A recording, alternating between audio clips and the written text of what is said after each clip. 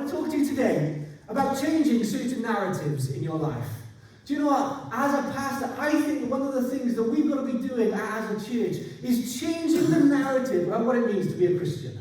Changing the narrative about what it means to be a Christian in your workplace. Do you know what? If you ask most people where you work, your friends who don't come to church, as soon as you mention the word church or Christian, they'll say certain things. Oh, judgmental. Oh, hypocrites. Oh, old-fashioned. Oh, outdated. Oh, irrelevant. You and I have to be part of the people of God who say, hey, I'm not happy to leave things like that. I want to change the narrative that society has about what it means to be a Christ follower, about what it means to put your hope and your trust in Jesus, about what it means to be committed to the local church and to be following Him. I think all of you and I have a responsibility to do that. Turn to the person next to you and just say, you've got a responsibility. Say it a little bit louder because that was too quiet.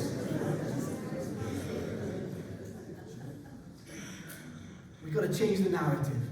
I'm going to put this verse up from Ephesians 4:22. It says this: you were taught with regard to your former way of life to put off your old self, which has been corrupted by its deceitful desires, to be made new in the attitude of your minds, and to put on the new self, created to be like God in true righteousness and holiness. And over the next few weeks, I want to look at certain things that we want to be people who bring a change to certain aspects of life, certain aspects of our nation, certain aspects of your workplace. Wouldn't you love it if you know in your workplace you made a difference and people started noticing that you stood out? Hey, there's something different about you. Hey, there's something different about how you speak. There's something different about your nature to everyone else. Do you know, as you're doing that, as we're doing that, we're changing the narrative. We're changing the narrative. Does anyone else want to do that? No, is it just me? I'll do it by myself, folks. I'll go through it. But I think it's something that we can all be a part of. And this one thing that I want to look at this week, about changing the narrative, not just, out there, but changing the narrative for you in particular, in your lives, is this. The idea that we're alone. The idea that you're by yourself. The idea that you're the only person. How many people would say, hey, I'm the only person in my family who comes to church? How many people might say, hey, I'm the only person in my workplace who's a Christian? I'm the only person on my street who goes to church. I want to change the idea that you are alone in that. Being alone has certain connotations that go with it. Being alone is usually associated with a negative. You're usually isolated, cut off, separated from others. You're lonely, you're abandoned, you've been deserted, you're unaccompanied. So I often, in times gone by, seclusion was a form of punishment. They put you in isolation. How many people here got put in isolation when they were in school? Oh, you're all so good. Oh, we've got one person admitting it. Do you know what can you remember it went from having detention, where you had to stay at break time, if you've done something like that. If you got really bad, you got put on reports. And if you got really bad, you got sent to isolation. Ian, have you ever sent anyone to isolation? No, he's a teacher. He's too nice. He's just going right. Isolation, he's done. But that's what we think about when we're alone, we're isolated. There's a bit of suffering. We often think that we're vulnerable when we're alone. Maybe we think that we're open to attack when we're alone. We've got no protection when we're by ourselves. We're vulnerable to temptation because we're exposed when we're alone. Many people fear being alone because when they are, they're forced to face the reality of their situation, what's going on in their lives and what's going on in their minds. When you're alone, you discover what's turning around in your thoughts, and that can be alarming. I can remember growing up as a Christian and going to certain places, and I was maybe there by myself, and I thought, well, oh man, I hope no one asks me if I'm a Christian or anything like that. And I just try and go below the radar on certain things. There was one time I was at university and I was playing for the university rugby team. And it was a Wednesday, as usually it happens in university sports life. And I was on the bus after the game. We were heading back to the student union. And there were about 30 guys on the bus. And I'm one of them. And they all say, right, everyone to the student union afterwards. There's a drinking competition going on. Oh, great, I thought. Who's not going to be there? Oh, man. And I stood up and I said, listen, I'm ever so sorry. I wasn't really sorry, I didn't want to go. And I said, I've got worship, I'm leading worship in Christian Union tonight. I'm not going to be there. And I felt so alone. I felt so isolated. I thought, I'm going to get the mick taken out of me. I'm going to be dropped. I'm going to be this, that, and the other. And you feel so alone. But you know what? When you're alone and something like that happens, something goes on in your heart and God's Spirit gets alive in you. And you think, hey, I might feel like I'm the only person here who's a Christian. I'm the only person here who's standing up for God and doing something different. But there's something that comes on you in those moments where you realize you're strengthened. Where God puts something on you, you think, hey, I'm not alone, He's with me. Hey, I'm not by myself. Jesus is near. Jesus is wanting to empower me to be different. Anyone else ever had a situation like that and you're not sure, should you say something, shouldn't you? Yes. Yes, good. This morning I want to change the narrative on your life of being a Christian who's alone. This morning I want to change the narrative that when you are by yourself, you're weak. I want to change the narrative that if it's just you in your family who's a Christian, then what's the point of trying? Change the narrative that you need lots of people around you to succeed. Change the narrative that if you're the only Christian in your workplace, you're not going to have an impact. Turn to someone next to you and just say, change the narrative.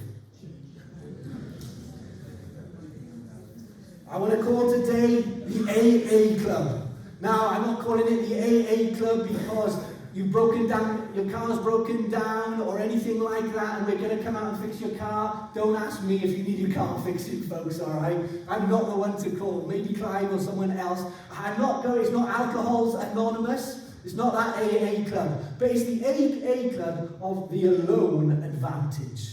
The alone advantage. Because when we're alone, do you know what? We can take a positive from it. We can become strengthened. Being alone, if you're the only person where you are, you do not have to be weak. You do not have to be a walkover. It can play to your strengths. The alone advantage. Jesus knew the advantage of being alone. He knew the power of getting alone and away from the noise, the demands of everyone else, and being alone with his Heavenly Father. Jesus spent time alone in prayer and reflection. One significant instance of Jesus being alone is when he went out to the wilderness for 40 days and 40 nights to fast, pray, and facing temptation by the devil. But he came out of it stronger. It says in Luke 15, verse 6, but Jesus himself would often slip away. I like that word, slip away to the wilderness and pray. Just before Jesus goes to the cross, the moment before his greatest victory, Luke's gospel says this, that he withdrew about a stone's throw away beyond them.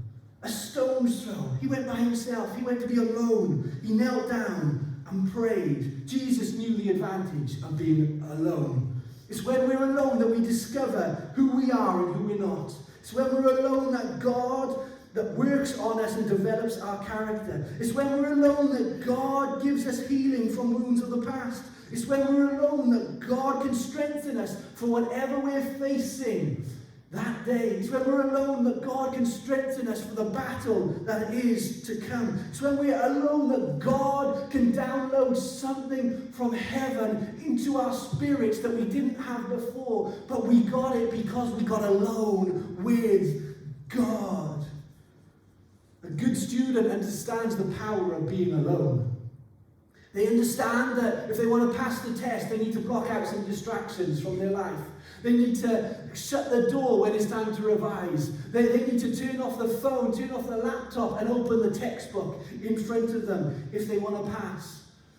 Someone who's learning to play the piano will have the teacher sitting alongside them for long parts of their study. You know, the teacher will sit next to them and guide their fingers as to where they should be placed.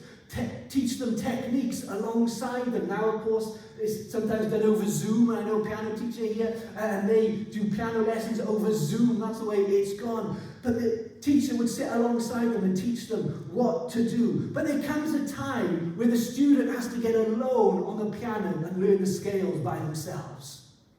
I can remember sitting for one exam. It was an exam entitled Advanced Taxation. Oh, that'll put you to sleep. Oh, that'll put you to sleep. Advanced taxation. And the tutor had about 30 people in front of the class, and it was all going over our heads, folks. All of it, you know, everything, deferred tax, foreign tax, all of that. And he turned and he got a little bit loud and aggressive, and he said, the only way that you're going to learn this is if you go into your room, close the door behind you, put a cloth over your head, block out the distractions, and get this material into your thick skulls until it sinks in. That's all, thanks, that's really encouraging me. Thank you, that really helps. But he was trying to get the point across that if we want to learn it, we had to get alone. We had to block out other things that were going on and focus on what we needed to be doing. David in the Bible, in the Old Testament, is a guy who is known for defeating Goliath. A guy who defeated Goliath, who was 9 foot 9 inches tall, the Bible says. He was a big guy. He was a champion fighter. He wore a bronze helmet and a coat of scale armor weighing 125 pounds. That's how big he was. The tip of his spear alone weighed 15 pounds, it says. And David, the little shepherd boy, the youngest in his family, goes out and defeats this champion fighter. Do you know how he defeated him? You're going to say with a sling and a stone? Yeah. But I want to say that David defeated Goliath because of what he did in private. You read 1 Samuel 17:24, and it says this. Your servant has been keeping. This is David talking to Saul, saying about what he's done in private. He says this. Your servant has been keeping his father's sheep. When a lion or a bear came and carried off a sheep from the flock, I went after it, struck it, and rescued the sheep from its mouth. When it turned on me, I seized it by its hair, struck it, and killed it. Your servant has killed both lion and the bear, and this uncircumcised Philistine will be like one of them, because he has defied the armies of the living God. The Lord who rescued me from the paw of the bear will rescue me from the hand of the Philistine. Little shepherd boy David took 5 stones from the brook, a sling, slung it around, and it hit Goliath in the head and knocked him out. But I want to say the victory wasn't won there on that day. It was won because of what David did behind the scenes when no one was looking, all alone, when there was no army next to him, when there was no king looking for someone to fight Goliath, when there was no one cheering him on. He won it when he was alone and by himself. And very often we think that being alone and by ourselves is difficult and hard, and you're right, it can be at times. But if we can turn that and change that narrative around to say, hey, I might be alone, I might be the only one, but God can do something when I'm by myself. God can put something in my heart and download something from heaven to me when I'm the only person standing up for him. Change the narrative of being alone. His victory was public, but it was won in the private place. What I'm trying to say to you this morning is that if you master your minutes in private, you'll master your life in public.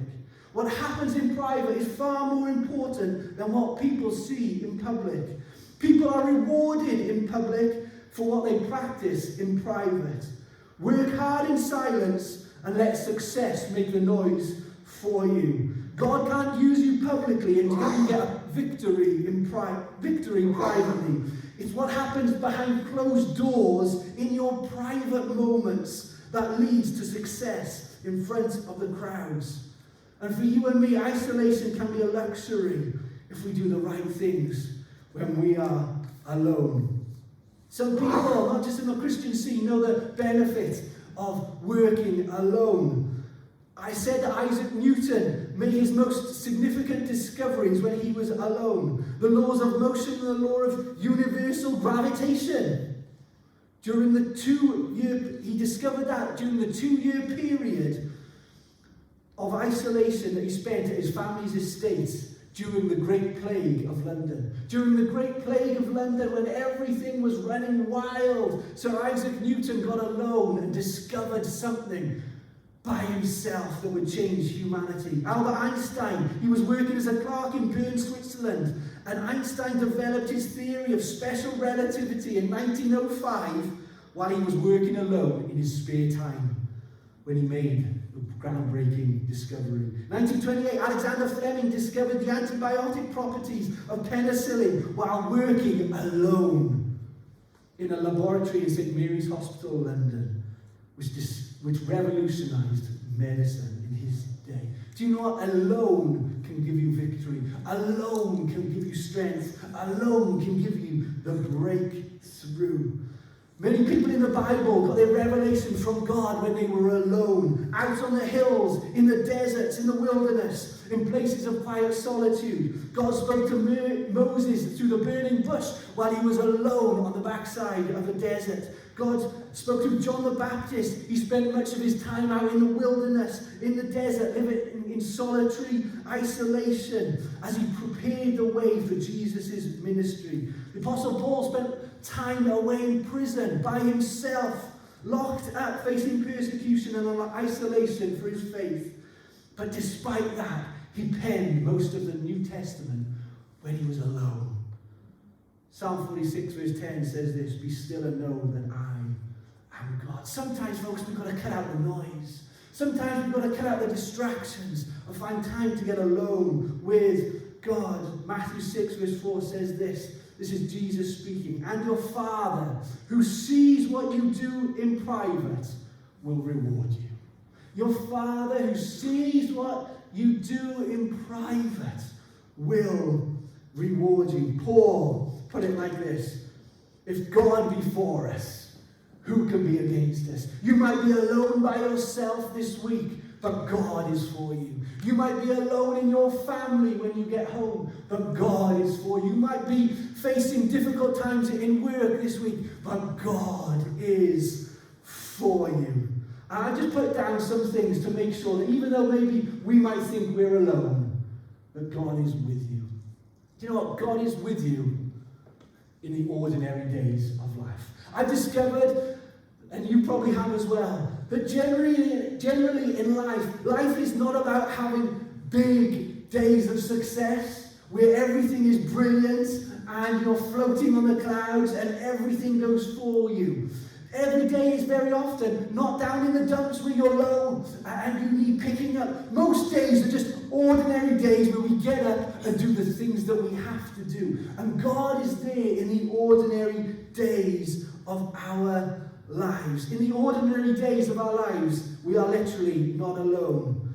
You are never truly alone when you have Jesus in your life. Matthew 28, verse 20, Jesus said this to his disciples, "And surely I am with you." Come on, help me out. "And surely I am with you always to the very end of the age." Jesus, at the beginning of John's Gospel, he did his first miracle in a wedding at an ordinary event. The ordinary event was something that just not worked out. They didn't order enough wine. They didn't get enough wine for the guests, and the wine ran out. Jesus came along, and the first miracle that he ever did was turning water into wine. In other words, Jesus was saying, "I'm concerned about your ordinary things in life. Even the smallest things in life, I'm concerned about those." And he wants to help you. If he's willing to do as much as that for those people in Cana, how much is he willing to do for us in the weightier things of life? God is with you in the ordinary, but God is also with you when you're stuck. Anyone here would just say from time to time they get stuck in life, going over the same things, praying maybe the same prayers, battling with the same issues in life, and it's like we're stuck on that treadmill, not able to get off. It doesn't seem like we're going anywhere. John's Gospel, a royal official comes to Jesus and he says to Jesus, my son is unwell. And he's unwell and he's stuck. And he's tried the other options. He's tried the doctors. He's tried calling on his own gods. He's tried doing this and that, and nothing else works because he's stuck. Feeling stuck is often an issue of not yet answered prayer, or prayer not answered in the way that I want it to be. God doesn't always reveal the answers to us, but he does give this assurance to us in Hebrews 13. Never will I leave you, or never will I forsake you. Perhaps you get the answer this side of eternity, perhaps you get it on the next side of eternity. But either way, God is nearer than the next breath. Psalm 137 says this, where can I go from your spirit? Where can I flee from your presence? If I go up to the heavens, you are there. If I make my bed in the depths, you are there. If I rise on the wings of the dawn, if I settle on the far side of the sea, even there, your hand will guide me. Your right hand will uphold me fast. So don't give up. Help is here. God is closer than you think. He's at work and he's not finished. One other thing I put down here. God's with you in the ordinary. God's with you when you're stuck. But also, God is with you when you're in need of grace. God is with you when you're in need of grace. Jesus' disciples, they spent nearly every minute with Jesus. They spent time learning from him, growing in the things that they needed to do, eating, doing life with him. And yet they still fell. And yet they still messed up. And yet they still didn't get it right. Judas betrayed him, Peter denied him, and the rest abandoned him at the cross. We too have fallen flat, fallen hard, and fallen frequently. Our failures often leave us wondering how in God's name could God name us as his own. But John's Gospel also teaches us that God is ready and willing to restore. He's ready to restore us. He's ready to lift us back up. And Jesus went to those disciples, Peter in particularly, who had betrayed him, who had denied him, turned his back on him, and he restored him 3 times, saying, Peter, feed my sheep. God is the God who's with us when we need grace most. I just want to finish with this verse. It says in Psalm 125, verse 2, as the mountains surround Jerusalem, so the Lord surrounds his people, from this time forth and forevermore. Do you know what, those people who were listening to that verse, they would have understood what that meant because they were surrounded by mountains in Jerusalem. And as they looked up to the mountains, they would have been able to see and remember the writings of David, saying, hey, well, the mountains are near, so is God. The mountains are nearby. I'm not by myself. I'm not alone. God is with me. And do you know, we live in an absolutely amazing part of the world where we look out and we see mountains. We look out and we see hills. We look out and we see valleys, forests, rivers, the whole lot. And I want to say to you, hey, as you look out at mountains, remember that God is near. As you look out at valleys, remember that you're not alone. As you look out at sloping hills, remember that the Bible said to those people that just as God is near to us as the mountains that are near to us, so too, hey, we're not alone. We're not alone. Let's pray. Just to maybe as the musicians and singers start to come back up.